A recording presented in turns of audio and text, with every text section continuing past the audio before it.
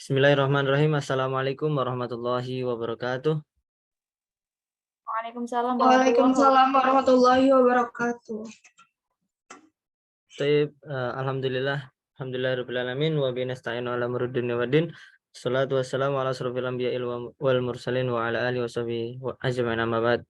Taib, fi hadhil fursah al-ghaliyah ismahu lana sanuqaddim ilaikum wa ana nafsi bi ismi sanu'arif nafsana awalan wa ana ismi Ahmad Fauzi wa sahibi hunaka Faidul Mahdi al-Allah summa sahibati Azza Aulia Rahmi summa kadzalika Rifka.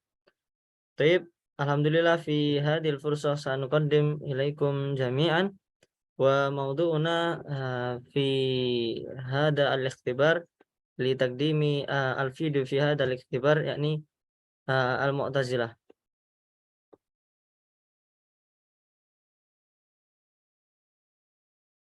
Taib, mubasyaratan ila at-tarikh antiku watoniatan tasilan li wa tafiman lakum jami'an.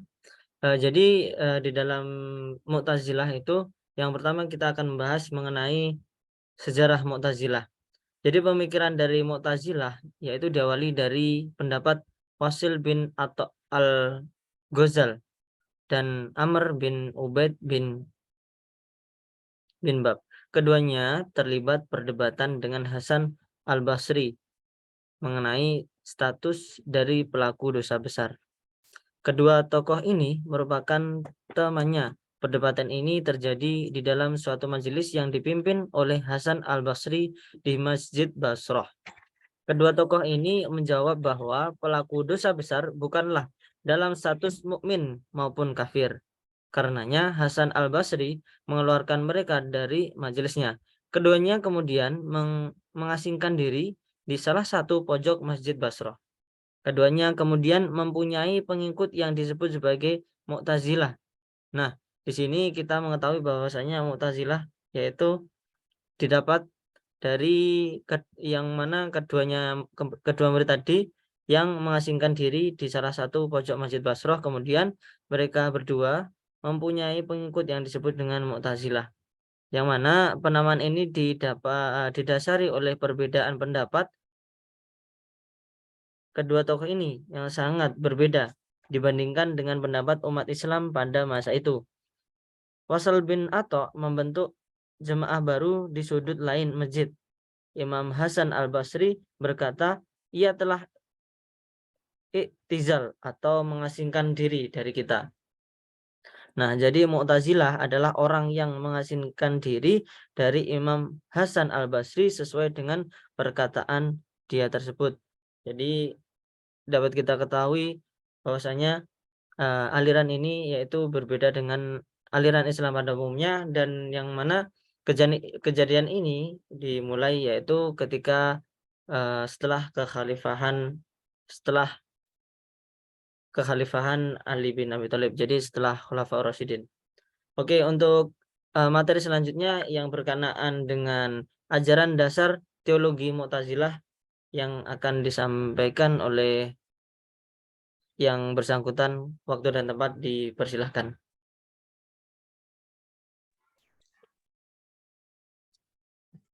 Oke, selanjutnya adalah ajaran dasar teologi Mu'tazilah.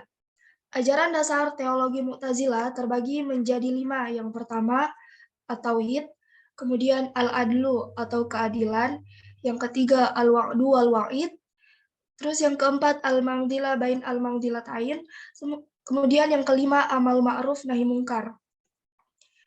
Yang pertama at-tauhid.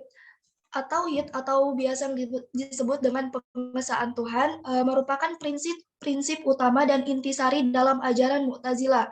Orang-orang Mu'tazilah dikatakan ahli tauhid karena mereka berusaha semaksimal mungkin mempertahankan prinsip ketauhidannya.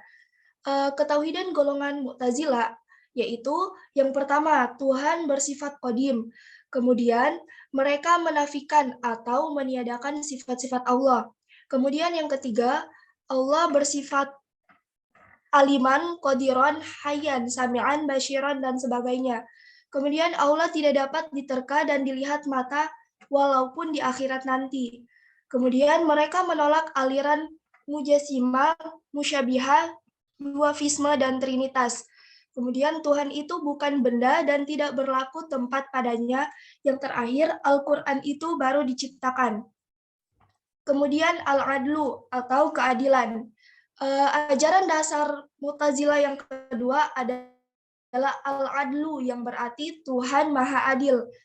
Yang adil merupakan hal untuk menunjukkan kesempurnaannya karena Tuhan Maha Sempurna, Dia pasti Maha Adil. Kemudian manusia memiliki kebebasan dalam segala perbuatannya karena manusia harus mempertanggungjawabkan segala perbuatannya. Jika perbuatan manusia itu baik, maka Allah memberikan kebaikan dan kalau perbuatannya salah, Tuhan akan memberikan siksaan. Kemudian yang ketiga adalah al-wa'du wal-wa'id, yang artinya janji dan ancaman. Prinsip janji dan ancaman yang difahamkan kaum Mu'tazilah adalah untuk membuktikan keadilan Tuhan, sehingga manusia dapat merasakan balasan Tuhan atas segala perbuatannya. Hal ini termasuk dalam Quran Surat Al-Zalzalah ayat 7-8. Ajarannya mencakup yang pertama, orang mukmin yang berdosa besar lalu wafat sebelum tobat, ia akan mendapat ampunan Tuhan. Kemudian yang kedua, di akhirat nanti tidak akan ada syafaat sebab syafaat berlawanan dengan wa'ad dan wa'id, janji dan ancaman. Kemudian yang ketiga, Tuhan akan membalas kebaikan manusia yang telah berbuat baik dan akan menjatuhkan siksa terhadap manusia yang melakukan kejahatan. Ini terdapat dalam Quran Surat Al-Humazah ayat 1-9. Kemudian al-manzilah bain al-manzilatain, yaitu tempat di antara dua tempat. Sebagaimana yang telah penulis uraikan terdahulu bahwa yang dimaksud dengan al-manzilah bain al-manzilatain, yaitu tempat di antara dua tempat, adalah posisi menengah bagi orang mukmin yang telah melakukan dosa besar selain dosa musyrik. Maka orang tersebut ditempatkan satu tempat di antara dua tempat, yaitu antara mukmin dan kafir. Ia dikatakan bukan kafir karena ia masih percaya kepada Tuhan dan Rasul-Nya, tetapi bukanlah mukmin karena imannya tidak lagi sempurna.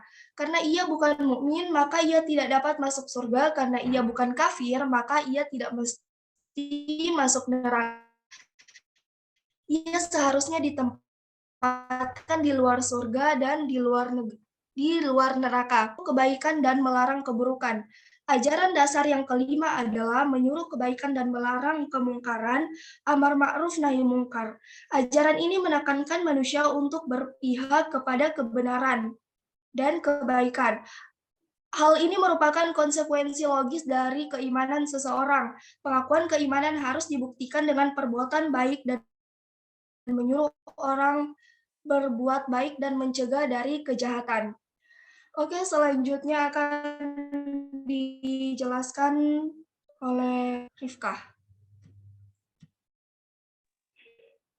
Tips selanjutnya ingin menambahkan bahwasanya Mu'tazilah ini adalah aliran yang hampir resmi pada saat Abbasiyah.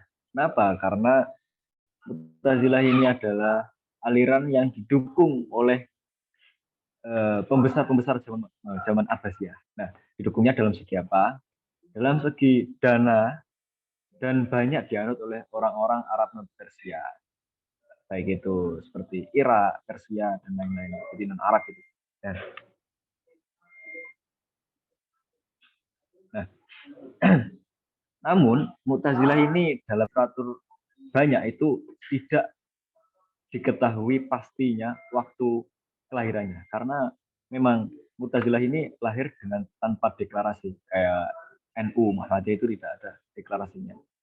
Jadi kayak gitu. Terus dasar Mu'tazilah dicetus oleh Wasil bin Atta. Wasil bin Atta ini adalah santri, namun bukan santri asli dari Hasan al-Basri. Wasil bin Atta adalah santri, kalau zaman sekarang namanya santri kalong. Santri yang kadang ngasih, kadang enggak, tapi pulang pergi, bukan di pondoknya kayak gitu. Terus Mu'tazilah ini sebenarnya bisa dikatakan benar, juga bisa dikatakan tidak. Benarnya dalam segi apa? Mu'tazilah ini masih memiliki dasar yang kuat dalam Islam. Karena pada saat Islam dimusuhi, diperangi oleh orang-orang kafir, mereka golongan Mu'tazilah ini juga memerangi mereka. Jadi masih membela agama. Namun ajaran-ajaran dalam Mu'tazilah ini menyimpang dari Islam pada umumnya. Maka dari itu Mu'tazilah bisa dikatakan benar, juga bisa dikatakan salah. Nah, Mu'tazilah ini cenderung dengan orang-orang yang mengasingkan diri untuk beribadah dan mengabdi pada ilmu pengetahuan. Oke, yang selanjutnya tokoh-tokoh dari aliran Mu'tazilah. Sebenarnya tokoh aliran Mu'tazilah ini banyak sekali. Yang pertama ada Wasil bin Atok. Wasil bin Atok ini yang saya katakan tadi bahwasanya santri kalong dari Hasan Basri yang lahir di Madinah tahun 70 ya. Dia pindah ke Basrah untuk belajar dengan ulama yang besar, yakni Hasan al-Basri tadi. Nah, Wasil bin Atok ini dibanding dengan santri-santri yang lain, dengan murid-murid yang lain, dia itu termasuk murid yang pandai, cerdas dan tekun belajar. Dia berani mengeluarkan pendapat-pendapatnya, sehingga dia juga berani berdebat dengan Hasan al-Basri, sehingga kemudian pada suatu saat terjadi perdebatan yang itu menyebabkan perselisihan antara pendapat dari gurunya sendiri Hasan al-Basri dan pendapat dari Wasil bin Atok. Nah, dari pendapat yang dikemukakan oleh Wasil bin Atok ini, pendapatnya diikuti oleh banyak orang yang dinamakan golongan Mu'tazilah. Nah, pemikiran beliau ini ada yang pertama, mukmin yang berbuat dosa besar dihukumi tidak mukmin dan tidak pula kafir, tapi fasik dan keberadaannya di antara mukmin dan kafir, yaitu manzilatan baina manzilatan. Terus yang kedua, mengenai perbuatan manusia. Manusia itu memiliki kebebasan, kemampuan dan kekuasaan untuk melakukan atau tidak melakukan suatu perbuatan. Kebebasan ini memilih kekuasaan dan kemampuan berbuat yang pada manusia merupakan pemberian Tuhan kepadanya. Nah, pemikiran yang ketiga tentang sifat Allah. Wasil sendiri berpendapat bahwasanya Allah itu tidak memiliki sifat. Apa yang dianggap orang sebagai sifat Allah tidak lain zat Allah sendiri. Oke, yang kedua ada Huzail bin Affaf. Huzail bin Affaf merupakan salah satu tokoh dari Mu'tazilah sendiri yang dilahirkan pada tahun 135 Hijriah. Ia berguru pada Utsman al-Ta'wil, yaitu murid sendiri dari Wasil bin Atok. Ia merupakan generasi kedua dari Mu'tazilah yang kemudian mengintroduksi dan menyusun dasar paham Mu'tazilah yang disebut sebagai Ushulul Khamsah. Ia merupakan orang yang meletakkan dasar pertama bagi pertumbuhan aliran kalam dengan menyelaraskan akal dengan wahyu dan tetap menempatkan wahyu pada kebutuhan primer. Nah, paham yang dikemukakan oleh Huzail itu ada antara lain yang pertama, sesungguhnya Allah mengetahui dengan pengetahuannya itu adalah zatnya sendiri. Berkuasa dengan kekuasaan dan kekuasaannya itu adalah zatnya sendiri. Dengan demikian berarti sama dengan pemikiran Wasil, yakni Huzail sendiri menolak sifat dari Tuhan, sifat Tuhan. Yang kedua, tentang kemampuan akal dan kewajiban sebelum datangnya akal wajib mengetahui Tuhan. Namun akal manusia mampu mengetahui tentang pun tidak ada petunjuk. Yang ketiga, tentang kebebasan manusia dalam kemauan dan perbuatannya yang baik dan buruk, yaitu sama dengan pemikiran dari dasar Mu'tazilah. Oke, selanjutnya ada tokoh Al-Jubai. Al-Jubai ini tokoh yang berguru kepada Al-Shaham, yaitu salah seorang murid dari Abu Huzail yang mempunyai pola pikir yang tidak jauh beda dengan tokoh Mu'tazilah yang lain, yakni mereka mengutamakan akal dalam memahami dan memecahkan persoalan teologi. Yang selanjutnya, yang terakhir itu ada tokoh Az-Zamakhsyari. Ia lahir pada tahun 167 Hijriah. Ia belajar di beberapa negeri dan pernah bermukim di tanah suci dalam rangka belajar agama.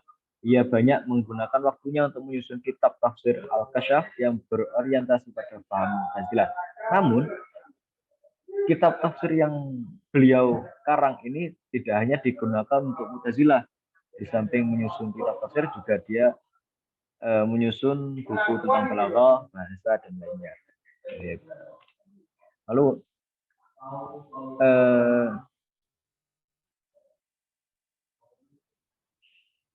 Mu'tazilah sendiri selain memiliki tokoh-tokoh yang besar, mereka juga memiliki kelompok yang besar.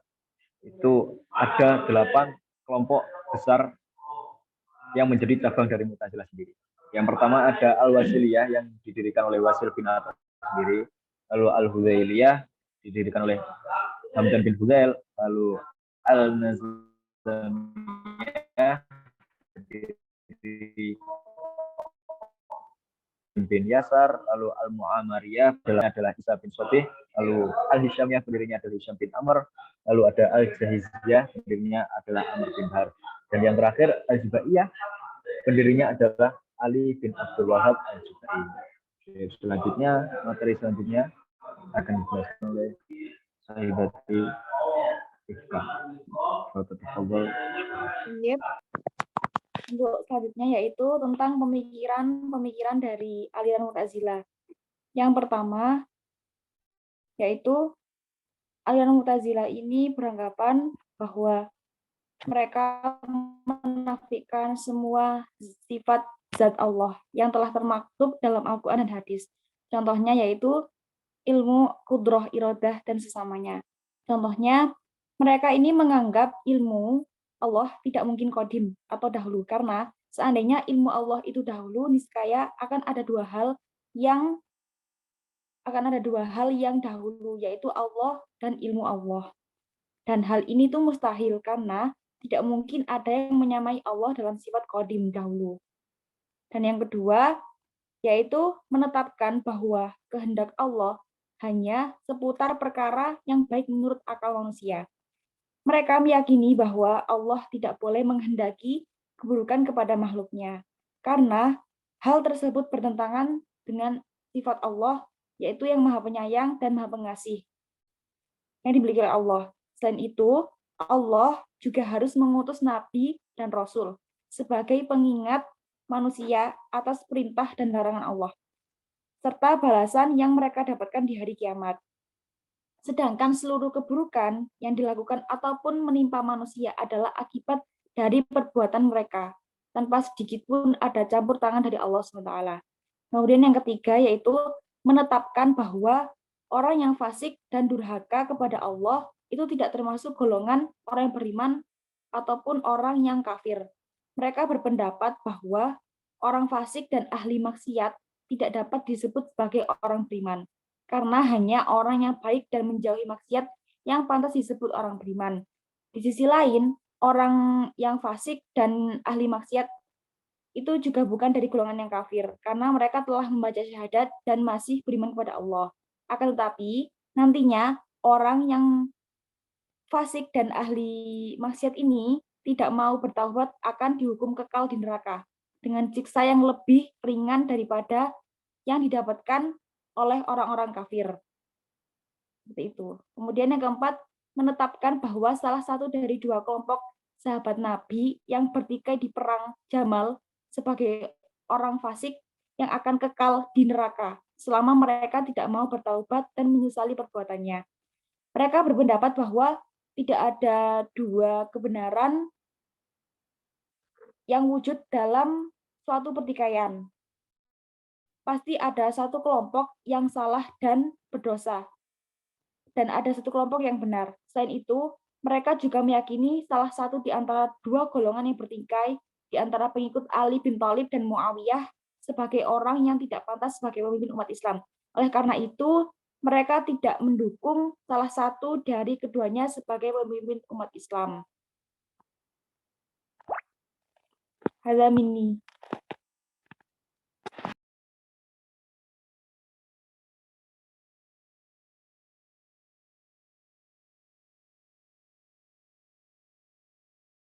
Baik, alhamdulillah laqad intahayna mimma basnal yaum fi ma yata'allaqu bi al-mu'tazilah imma min at-tawarikh aw hunaka al-masyayikh aw al-akhar wa farubama hunaka azyadah min ala aw azza aw rifka. Idza hunaka ziyadah fa nastamir fa idza lam yakun fa nantahi.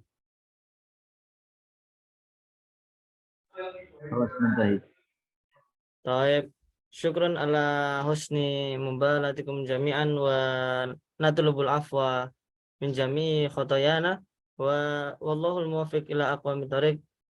Wassalamualaikum warahmatullahi wabarakatuh.